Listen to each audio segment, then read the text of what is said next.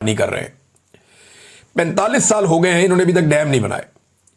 इनके आने से पहले 2 बड़े डैम बने थे, एक मंगला और एक तरबेला।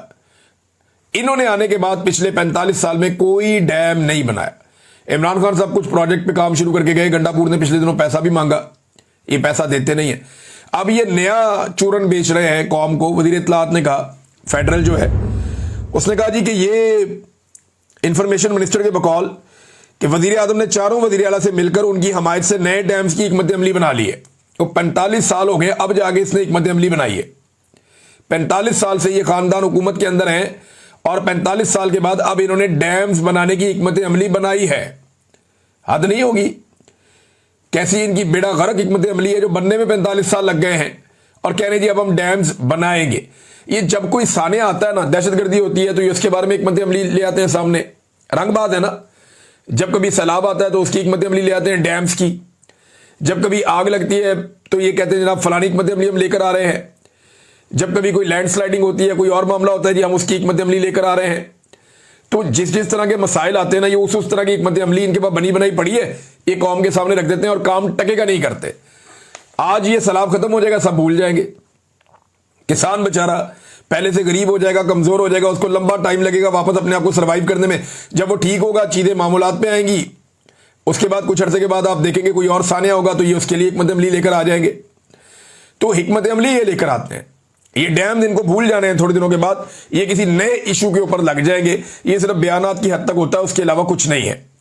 नादरीन, जो दहशतगर्दी की अदालत है लाहौर में, वहां पे पेश किया जा रहा है इमरान खान साहब की फैमिली को, और इसके लिए पाकिस्तान तहरीक इंसाफ ने 28 अगस्त बरोज जुमेरात यानी आज के दिन में 9:30 बजे उन्होंने कहा जी कि सारे पहुंचे, अली बापा के बेटे को दहशतगर्दी की अदालत में पेश किया जाएगा। तो इस पे पाकिस्तान तहरीक इंसाफ ने यह अनाउंस किया है कि तमाम टिकट होल्डर्स और जितने भी अहम ओहदेदार हैं वो सारे के सारे, और जो यूथ है और जो ISF है, ये सब लोग पहुंचे वहां अदालत के बाद, ताकि इमरान खान साहब की फैमिली के साथ जो जुल्म और ज्यादती हो रही है उसके खिलाफ आवाज उठाई जा सके। नादरीन, एक खबर जो चल रही थी कल दुनिया न्यूज पे, वो अब दोबारा चलाएगी एयरवाई न्यूज पे। यानी पाकिस्तान डूब रहा है, मईशत तबाह हो गई है, दहशतगर्दी में लगातार इजाफा हो रहा है। एक पूरा सूबा जो है वो नो गो एरिया बन गया है। एक दूसरा सूबा है जहां पे बहुत सारे इलाकों में आप जा नहीं सकते, लेकिन इसके बावजूद जो एस्टेब्लिशमेंट है उसकी तवज्जो एक्सटेंशन पे, कि एक्सटेंशन की टेंशन किसी तरह खत्म हो जाए। कैप्टन सफदर ने भी उसके ऊपर स्टेटमेंट दिया है। वैसे कैप्टन सफदर ने एक बड़ा अजीबोगरीब स्टेटमेंट दिया। उन्होंने प्रेस क्लब के अंदर यह कह दिया कि नवाज शरीफ हजारा से भी जीता था।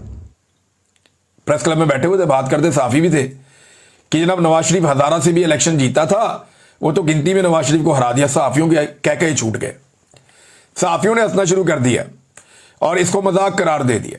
आप अंदाजा करें कि अब ये जीतने की बात भी करते हैं ना तो लोग हंसते हैं। इमरान खान साहब ने एक बात की है और ये बात रिपोर्ट हुई है इमरान खान साहब से जो मुलाकात की, जिन लोगों ने उन्होंने बात रिपोर्ट की, और इमरान खान साहब ने क्या कहा जरा ये आप सुन लें। इमरान खान साहब कहते हैं कि जी इंसान के पास 3 ताकतें हैं, रूहानी, इखलाकी और जिस्मानी। सबसे कमतर ताकत जिस्मानी है।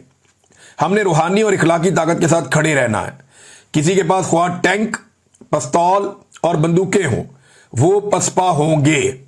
रूहानी और इखलाकी ताकत यकीनन फतहयाब होगी। ये इमरान खान साहब का एक स्टेटमेंट है। इससे पता चलता है कि इमरान खान साहब क्या सोच रहे हैं और मामला किस तरफ जाएगा। अब एस्टेब्लिशमेंट ने इमरान खान साहब का जो केस चल रहा था तोशाखाना 2 वाला, उसे रुकवा दिया है और उसकी जो है वो मुलतवी करवा दी है समात। इमरान खान साहब का ट्वीट आने के बाद, हाँ, ट्वीट से मुझे एक चीज़ याद आई, मैं आपके साथ शेयर करता हूँ कि इमरान खान साहब की पार्टी के वो कौन कौन से लोग हैं जिन्होंने इमरान खान साहब का ट्वीट रीट्वीट नहीं किया। अच्छा, ये वो सारे लोग हैं जो उनकी कोर कमेटी के अहम लोग हैं ना। ये कोर कमेटी के वो कौन से मेंबर हैं जिन्होंने इमरान खान साहब का ट्वीट रीट्वीट नहीं किया। अच्छा जी, ये 26 अगस्त वाला जो बड़ा रोला पड़ा हुआ है, शिबली फराज साहब ने नहीं किया, शाह फरमान ने नहीं किया, शोएब शाहीन ने नहीं किया, अली असगर खान ने नहीं किया, अली मोहम्मद खान ने नहीं किया, सैयद अली बुखारी, आमिर डोगर, आतिफ खान, बाबर अवान, बैरिस्टर गौहर खान जो चेयरमैन है, चौधरी शफकत महमूद और डॉक्टर अरसलान खालिद, इन्होंने भी नहीं किया, हाफिज फरहद अब्बास, इन्होंने भी नहीं किया, حماد اظہر نے بھی نہیں کیا, اور حسنین دریشک نے بھی نہیں کیا, اور اس کے علاوہ جی کمل شودب صاحبہ نے بھی نہیں کیا, خرم شیر زمان صاحب نے بھی نہیں کیا, میجر طاہر صادق صاحب نے بھی نہیں کیا, مونڈے سلائی نے بھی نہیں کیا, اور قاضی انور صاحب نے بھی نہیں کیا, رؤف حسن صاحب نے بھی یہ ٹویٹ نہیں کیا, ملک تیمور مسعود نے بھی نہیں کیا, ولید اقبال صاحب نے بھی نہیں کیا, تیمور سلیم خان جھگڑا صاحب نے بھی نہیں کیا, بیرسٹر عمیر نیازی صاحب نے نہیں کیا, اور زلفی بخاری صاحب نے بھی نہیں کیا, شہرام خان ترکئی نے بھی نہیں کیا, سلمان اکرم راجہ نے بھی نہیں کیا, نور الحق قادری نے نہیں کیا, ڈاکٹر منیر بلوچ نے بھی نہیں کیا, صاحبزادہ حامد رضا, یہ ویسے پاکستان تحریک انصاف سے تو نہیں ہے لیکن یہ ان کی مین لوگوں میں شامل ہوتے ہیں, بیرسٹر علی ظفر, سردار لطیف خان کھوسا, زین قریشی, جمال احسن خان عیسیٰ خیل, میاں اسلم اقبال, شہریار آفریدی, فیصل جاوید خان, سردار اظہر طارق خان اور صاحبزادہ محبوب سلطان. اچھا یہ وہ لوگ ہیں جو ان کی کور کمیٹی کے ممبرز ہیں. ان میں سے کسی نے بھی عمران خان صاحب کا جو ٹویٹ ہے, جو سخت ٹویٹ ہے, اس کو ری ٹویٹ نہیں کیا. اب انہوں نے کیوں نہیں ری ٹویٹ کیا, یہ تو اب یہی جواب دے سکتے ہیں. یا تو یہ عمران خان صاحب کے موقف کو پسند نہیں کرتے, بہت سارے صحافیوں نے بھی اس کو ری ٹویٹ کیا کیونکہ عمران خان کا ایک موقف ہے اور وہ یہ سمجھتے ہیں کہ اس وقت کے جو ملٹری چیف ہیں وہ سیاست میں کردار ادا کر رہے ہیں اور انہیں وہ نہیں کرنا چاہیے, ان کے آئین اور ان کے حلف سے غداری ہے یا خلاف ورزی ہے اس کی. تو انہوں نے تنقید کا نشانہ بنایا فیلڈ مارشل کو. لیکن پاکستان تحریک انصاف کے ان اہم ترین لوگوں نے اس کو ری ٹویٹ نہیں کیا یا اس کو ری پوسٹ نہیں کیا. یہ امپورٹنٹ تھا, میں نے اس لیے آپ کے سامنے رکھا. نون لیگ اور پیپلز پارٹی نے ناظرین فیصلہ کیا کہ پی ٹی آئی کے خلاف مل کر مقابلہ کرنا اور مل کر الیکشن لڑنا ہے. تو نورا کشتی یہ آپس میں کرتے رہتے ہیں خالی وقت میں, لیکن جیسے ہی پی ٹی آئی سے مقابلہ ہوتا ہے یہ دونوں اکٹھے ہو جاتے ہیں, ان کے ساتھ اسٹیبلشمنٹ اور ان کے ساتھ الیکشن کمیشن, یہ سارے اکٹھے ہو کے الیکشن لڑتے ہیں. اب کیونکہ پاکستان تحریک انصاف نے ضمنی انتخابات کا جو ہے وہ بائیکاٹ کر دیا, وہ نہیں لڑنے جا رہے, تو اب معاملہ یہ ہے کہ یہ بیچارے نورا کشتی بھی نہیں کر سکتے کیونکہ انہوں نے پہلے ہی مل کر لڑنے کا فیصلہ کر لیا تھا.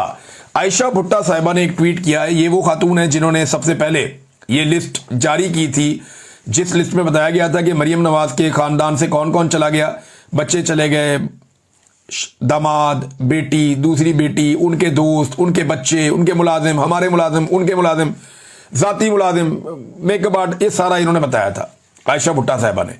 تو اس کے بعد جیسی بدتمیزی کی انفارمیشن منسٹر نے, وہ بہت ہی معیوب ہے. تو اس کا انہوں نے جواب دیا عائشہ بھٹا صاحبہ نے کہ عظما بخاری آج کے آپ کے نام کے ساتھ میں صاحبہ نہیں لگاؤں گی کیونکہ آپ پبلک ٹیکس منی کا حساب مانگنے پر آپ سے باہر ہو کر اخلاق باختہ گفتگو پر اتر آئی ہیں. آپ لوگوں کی امیوں کو چھوڑے, اب یہ نامناسب تھا لوگوں کی ماؤں بہنوں تک جانا, لیکن یہ ایک منسٹر کی زبان سے یہ چیزیں اچھی نہیں لگتی. لیکن اب اسٹیبلشمنٹ کی مرضی ہے, انہوں نے لا کے ایسے لوگوں کو بٹھا دیا ہے تو ٹھیک ہے, اس کو بھگتیں گے, عوام بھی بھگتے گی, آپ بھی بھگتیں.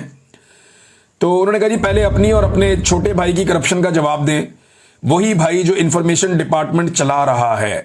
اچھا ان کا کوئی بھائی انفارمیشن ڈپارٹمنٹ بھی چلا رہا ہے, چلیں وہ چیزیں سامنے آ جائیں گی اگر ہوں گی تو. اب تک کے لیے اتنے, اپنا خیال رکھیے گا, اپنے چینل کا بھی. اللہ حافظ.